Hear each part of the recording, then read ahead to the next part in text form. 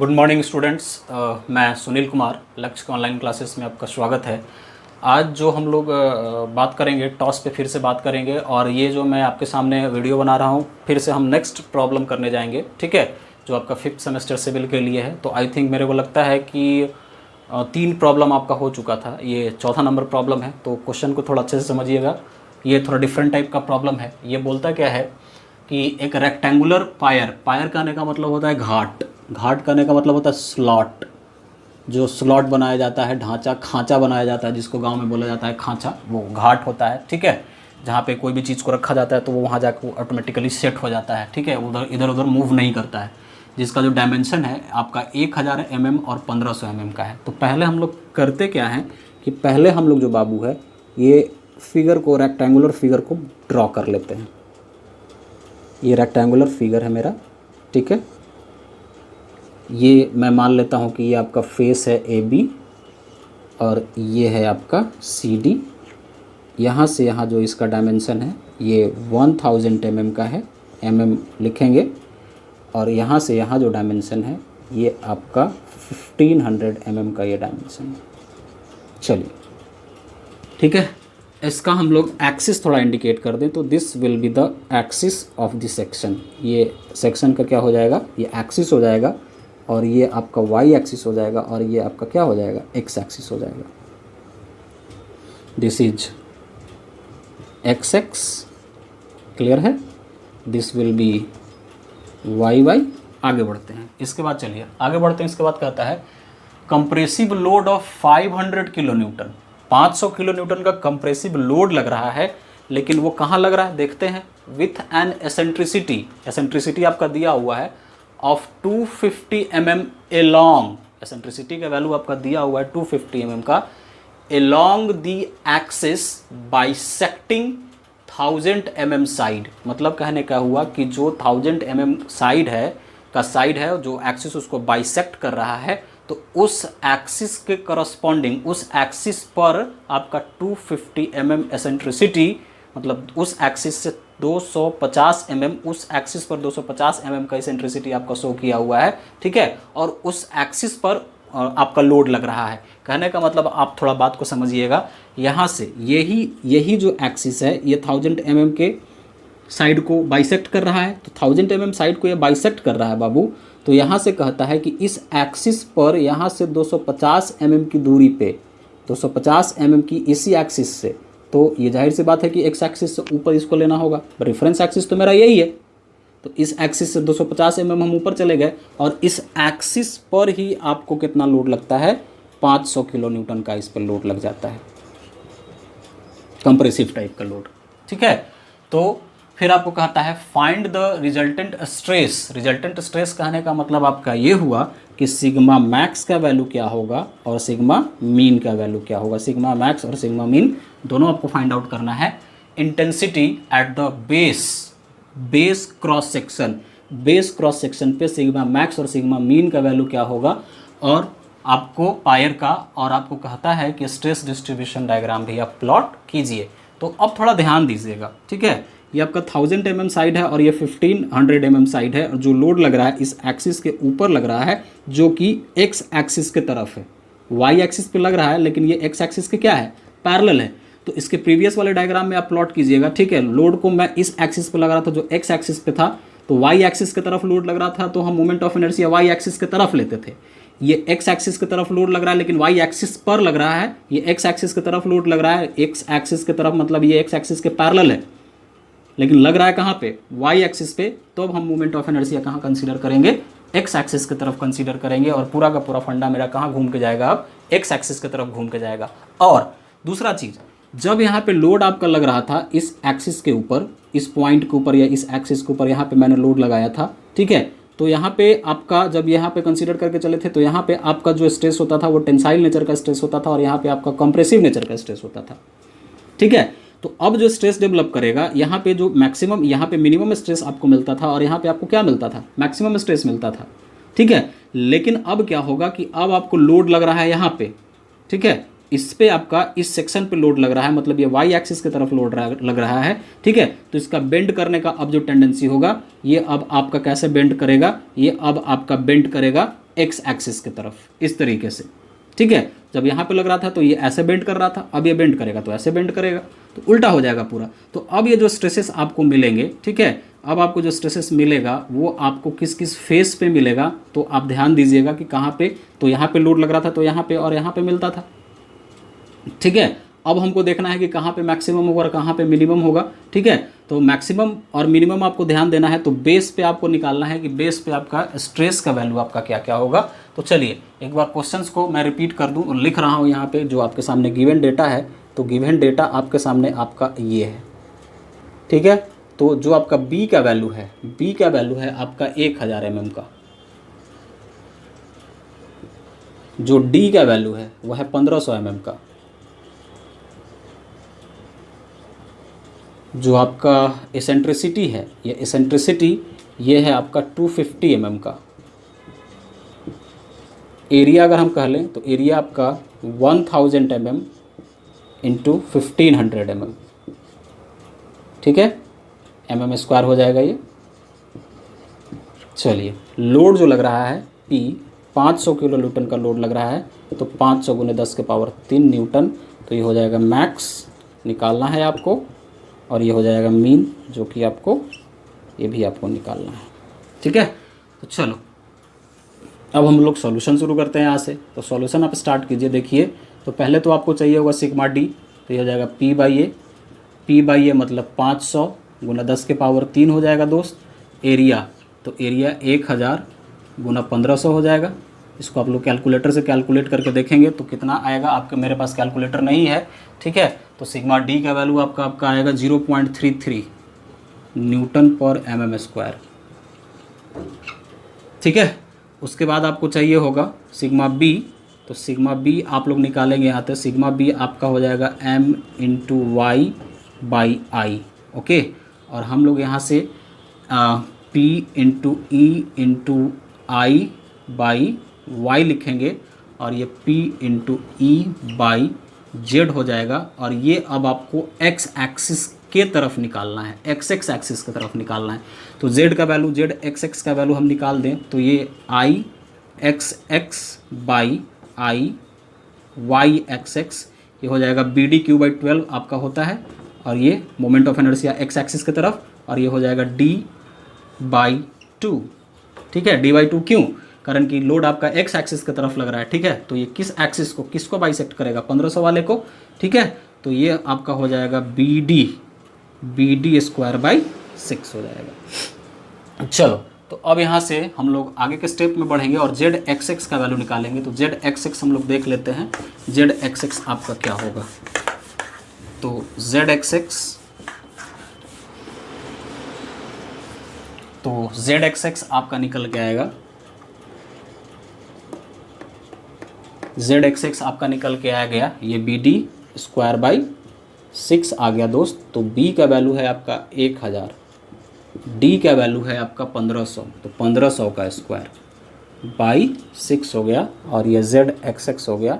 ZXX value आप लोग निकालेंगे कैलकुलेटर से, 375 × 10⁻6 mm³ हो जाएगा। ये कैलकुलेटर से आप लोग इसको कैलकुलेट करेंगे, ठीक है। mm³ इसलिए कारण कि mm⁻4 और और ये आपका कितना हो जाएगा, ये mm⁻4 किधर गया, ये mm⁻4 और ये आपका mm, ठीक है। तो कट के आपका कितना हो जाएगा, mm³ हो जाएगा। ऐसे सेक्शन मॉडुलस का यूनिट होता है mm³ होता है।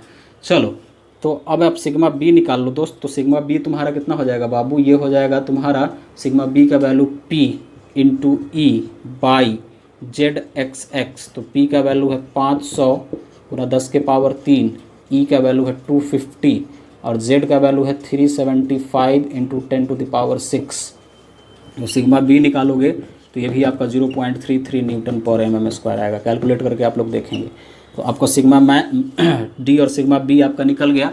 तो अब आपको फाइंड आउट क्या करना है, अब आपको फाइंड आउट करना है सिग्मा मैक्स और सिग्मा मीन का वैल्यू। तो चलते हैं देखते हैं सिग्मा मैक्स और सिग्मा मीन का वैल्यू आपका क्या आ जाएगा। देखिए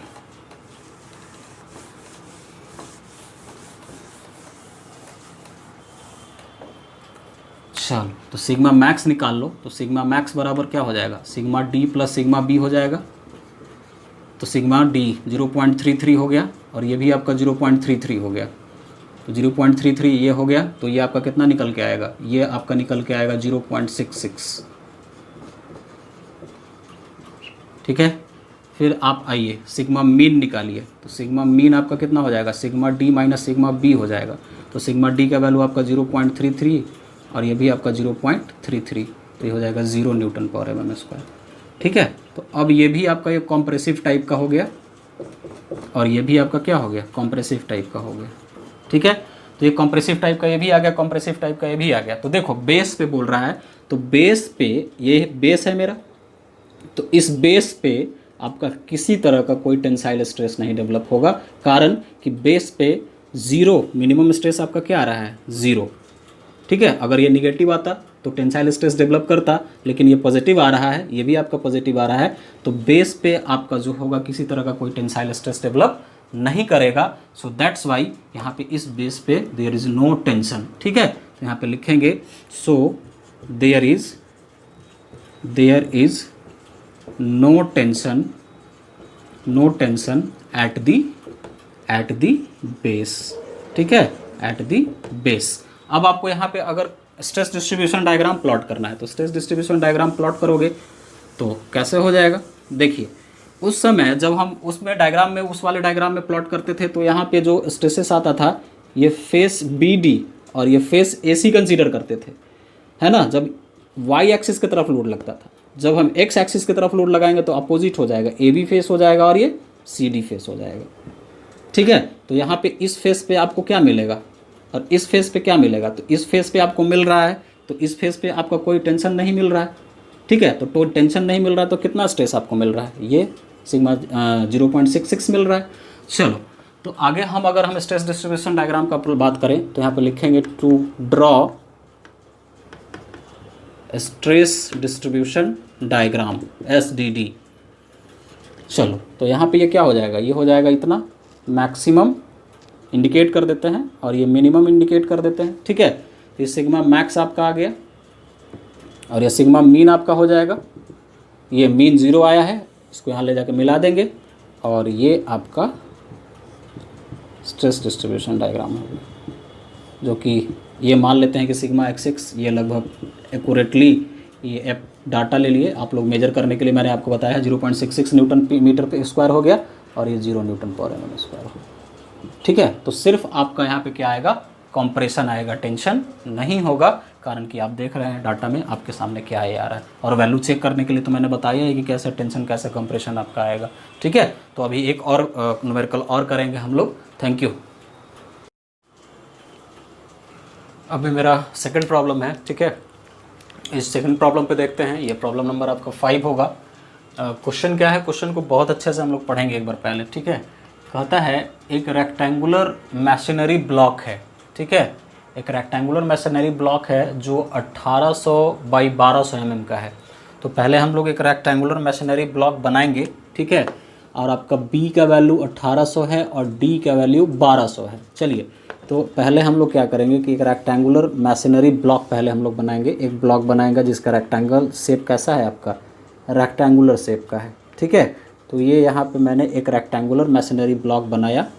ठीक है, ये आपका रेक्टेंगुलर मैशनरी ब्लॉक है। ठीक है, ये आपका B हो जाएगा दोस्त, ये B का वैल्यू है आपका 1800। ठीक है, mm, बहुत धीरे धीरे और बहुत सिंपल तरीके से हम बताएंगे। और ये 1200 mm का है, ये आपका 1200 mm का है। ठीक है, उसके बाद जो होगा ये आपका होगा इसका एक्सिस, ये आपका होगा इसका x एक्सिस, और ये जो होगा ये होगा आपका y एक्सिस। अब यहाँ पे एक चीज़ आप समझिएगा थोड़ा। ठीक है, इसमें हम लोग मेजर एक्सिस और माइनर एक्सिस की बात करेंगे। तो हम जो मेजर एक्सिस लिखेंगे, this is the major axis, major axis, and this is the minor axis. अब ये मेजर एक्सिस और माइनर एक्सिस हम लोग डिसाइड कैसे कर लेते हैं। ठीक है, देखो कोई भी एक्सिस अगर डेप्थ के ऊपर परपेंडिकुलर होगा, जो एक्सिस दिए हुए रेक्टेंगुलर सेक्शन या कोई भी सेक्शन रेक्टेंगुलर सेक्शन के डेप्थ के ऊपर परपेंडिकुलर होगा, ये डेप्थ के ऊपर ये जो एक्सिस है, ये एक्स एक्सिस ये परपेंडिकुलर है, तो वो हम बोलेंगे कि वो आपका क्या है, मेजर एक्सिस है। और दूसरा एक्सिस, अगर जो एक्सिस डेप्थ के पैरेलल होगा उसको हम लोग बोलेंगे वो आपका क्या है, माइनर एक्सिस है। इसका दूसरा भी निकालने का तरीका है, ठीक है, मोमेंट ऑफ इनर्शिया भी हम लोग निकालते हैं। मोमेंट ऑफ इनर्शिया हम लोग निकाल कर चेक करते हैं कोई भी रेक्टेंगुलर सेक्शन का। तो मोमेंट ऑफ इनर्शिया निकालेंगे तो एक आपका एक्स एक्सिस के तरफ आई एक्स एक्स आपका बी डी क्यू बाई 12 हो जाएगा, और आई वाई वाई के तरफ आपका कितना हो जाएगा, डी बी क्यू बाई 12 हो जाएगा। तो जिस एक्सिस के अलोंग आपका मोमेंट ऑफ इनर्शिया ज़्यादा होगा वो आपका मेजर एक्सिस हो जाएगा, और जिस एक्सिस के अलोंग आपका मोमेंट ऑफ इनर्शिया कम होगा वो आपका माइनर एक्सिस हो जाएगा। ये बात आप ध्यान में रखिए।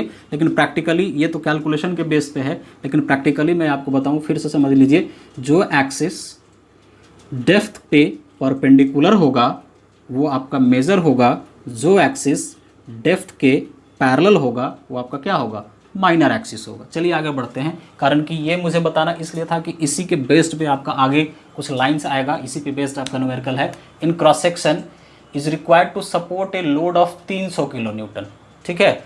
इस क्रॉस सेक्शन के ऊपर 300 किलो न्यूटन का लोड लगाया जाता है, which act along minor axis, जो कहाँ, इस माइनर एक्सिस के अलोंग एक्ट करता है, इस माइनर एक्सिस के अलोंग, माइनर एक्सिस मेरा यही है, इस एक्सिस के अलोंग आपका एक्ट करता है।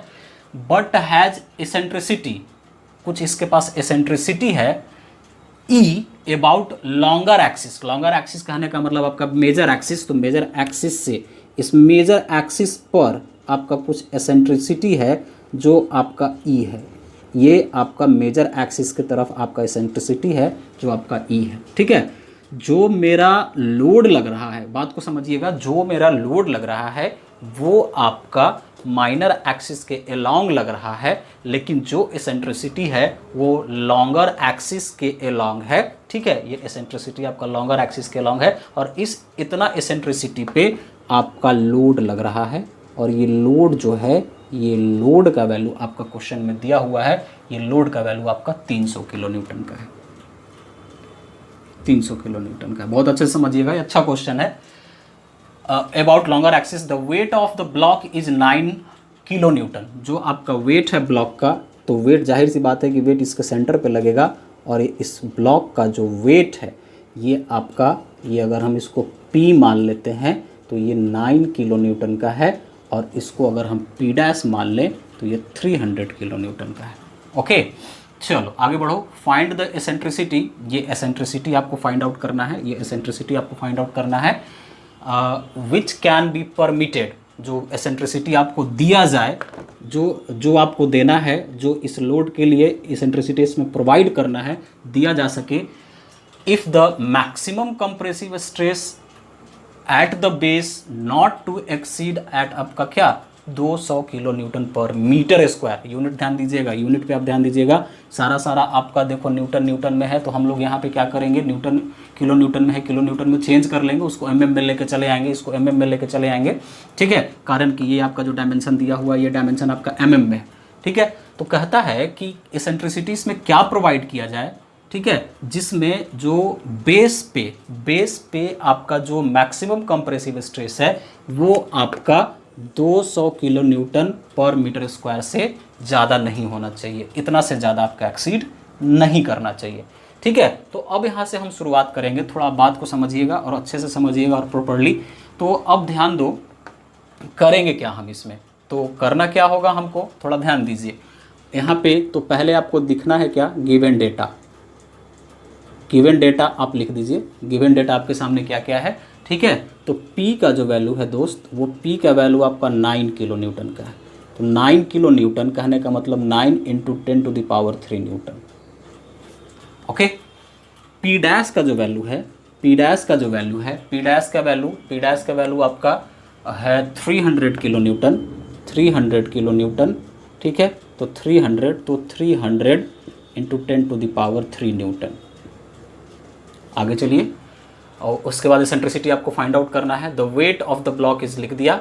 चलो फाइंड द एसेंट्रिसिटी, और आपका मैक्सिमम कंप्रेसिव स्ट्रेस आपका कितना है, तो ये सिग्मा मैक्स का जो वैल्यू है, सिग्मा मैक्स का जो वैल्यू है, सिग्मा मैक्स का वैल्यू आपका 200 kilo Newton, 200 kilo newton per metre square. तो इसको न्यूटन पर एमएम स्क्वायर में आप चेंज कर दीजिए, तो ये हो जाएगा 200 गुना 10 के पावर 3 न्यूटन एमएम स्क्वायर, तो ये हो जाएगा 1000 गुना 1000 10 के पावर 6, तो ये एमएम स्क्वायर हो गया। तो ये आई थिंक आपका हो जाएगा 0.2 न्यूटन पर एमएम स्क्वायर, ये सिग्मा मैक्स हो गया। ठीक है, तो sigma max means sigma D plus sigma B, यही वैल्यू आपका सिग्मा मैक्स का है। चलो, तो आपको निकालना क्या है, एसेंट्रिसिटी निकालना है। एसेंट्रिसिटी मीन्स व्हाट, पहले आप चीज़ को समझ लीजिए, चीज़ को समझ लीजिएगा तो आपको आसान हो जाएगा।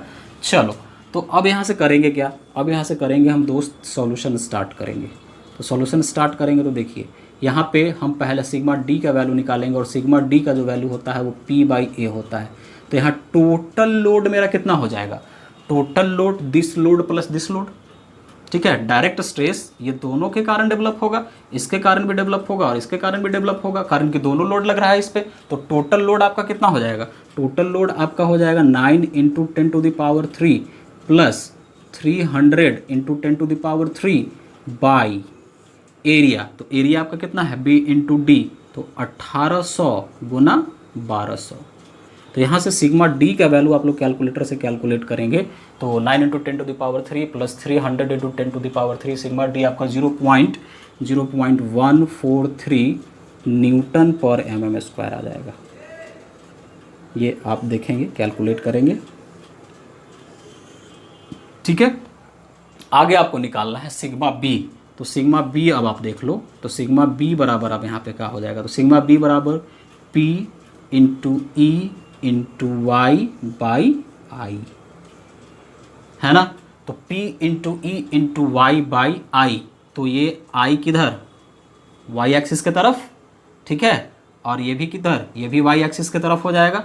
चलो, तो सिग्मा बी यहाँ से निकाल लो। तो अब ये जो अब ये जो P, अब हम इस P में किस P को सेलेक्ट करें, कारण कि सिग्मा बी आपका बेंडिंग स्ट्रेस है। ठीक है, तो यहाँ पे जो बेंडिंग डेवलप होगा, ये बेंडिंग आपका सिंगल इस लोड के कारण डेवलप होगा। ठीक है, इस लोड के कारण तो कोई बेंडिंग होगा ही नहीं, बातें समझ में आ रही है। ये लोड के कारण आपका कोई बेंडिंग नहीं होगा, इस लोड के कारण, बात को समझिएगा, मैं भी रिपीट कर रहा हूँ, अच्छा क्वेश्चन है ये इस लोड के कारण आपका बेंडिंग होगा, कारण कि इस लोड के कारण आपका बेंडिंग नहीं होगा, कारण कि ये लोड जो है बाबू, ये लोड आपका जस्ट एकदम सेंट्रोइडल एक्सिस के ऊपर लग रहा है, बट ये आपका सम एसेंट्रिसिटी है। तो एसेंट्रिसिटी के कारण कहाँ डेवलप होता है, एसेंट्रिसिटी के कारण किसी भी सेक्शन में आपका बेंडिंग एक्शन डेवलप होता है। तो ये एसेंट्रिक लोड आपका कितना है, 300 किलो न्यूटन पर मीटर है, 300 किलो न्यूटन है, जो कि वैल्यू आपका ये किसके बराबर हो जाएगा, P' के बराबर, P की जगह P' हो जाएगा, है ना। तो ये आपका कितना हो जाएगा, ये 300 गुना 10 के पावर 3 हो जाएगा। एसेंट्रिसिटी आपको पता नहीं है, इंटू y कहने का मतलब यहाँ पे 900 हो जाएगा, होगा ना, 900 मतलब b/2 हो जाएगा। तो ये कितना हो जाएगा, ये 900 हो जाएगा बाई I तो dB/12, तो dB/12, ये आप लोग समझ रहे हैं अच्छे से। ठीक है, तो अब यहाँ से हम लोग वैल्यू पुट करके हम लोग निकाल लेंगे किसका वैल्यू, सिग्मा बी का वैल्यू निकाल लेंगे। तो देखिए,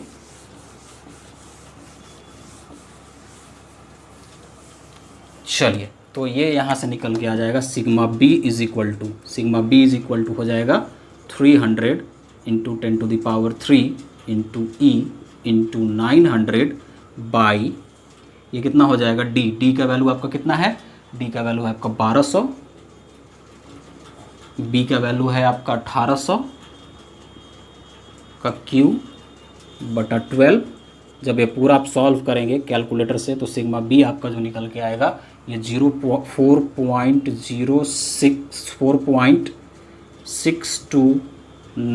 × 10⁻⁻4 × E आएगा ना, इतना न्यूटन पर एमएम स्क्वायर।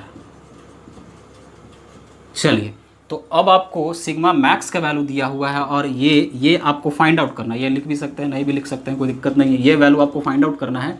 तो ये वैल्यू आप निकालने के लिए अब आपको क्या करना होगा, ये वैल्यू निकालने के लिए सिंपली कुछ नहीं, इसी में मैं आगे बढ़ जाऊँ, नाउ सिग्मा मैक्स, तो सिग्मा मैक्स बराबर क्या हो जाएगा, sigma D plus sigma mean, sigma D plus sigma B.